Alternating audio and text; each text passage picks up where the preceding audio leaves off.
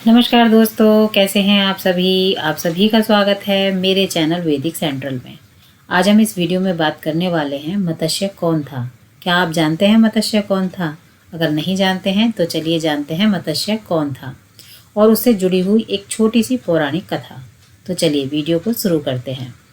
मत्स्य भगवान विष्णु के दशावतार में से पहला अवतार था, जिसमें उन्होंने एक विशालकाय मछली का रूप धारण कर संसार को जल प्रलय से बचाया था। एक समय की बात है जब पृथ्वी पर पाप और अधर्म बहुत बढ़ जाता है। देवतागण भी चिंतित हो जाते हैं कि अब क्या होगा। उसी समय एक भयानक जल प्रलय का योग बनने लगा। राजा सत्यव्रत, जो मनु के रूप से जाने जाते थे, वह धर्मात्मा राजा थे।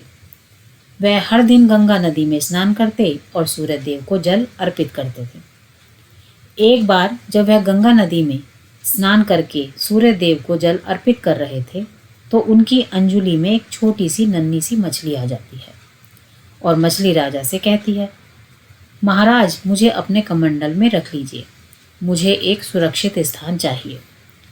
राजा सत्यव्रत ने मछली पर दया की और उसे अपने कमंडल में रख लिया।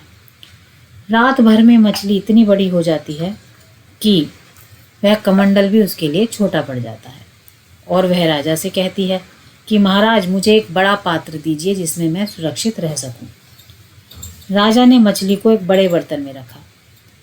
अगले दिन वह और बड़ी हो गई, वह बर्तन भी उसके लिए छोटा पड़ गया। फिर राजा सत्यव्रत ने मछली को एक तालाब में रखा, लेकिन वह तालाब भी उसके लिए छोटा पड़ गया।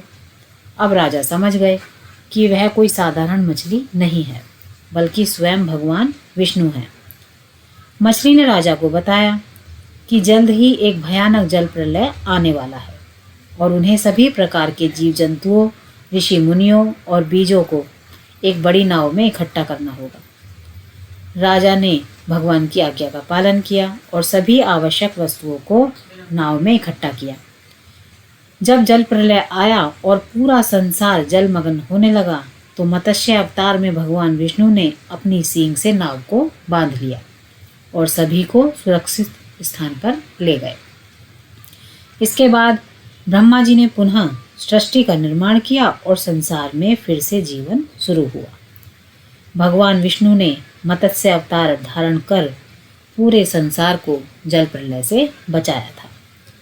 इस कहानी से हमें यह शिक्षा मिलती है, जब भी हमारे संसार पे कोई संकट आता है तो भगवान विष्णु कोई ना कोई अवतार लेकर इस संसार को धर्म संकट से बचा लेते हैं। यदि आपको यह कहानी, यह कथा अच्छी लगी हो तो जल्दी से मेरे चैनल को लाइक, शेयर एंड सब्सक्राइब कर दीजिए। धन्यवाद।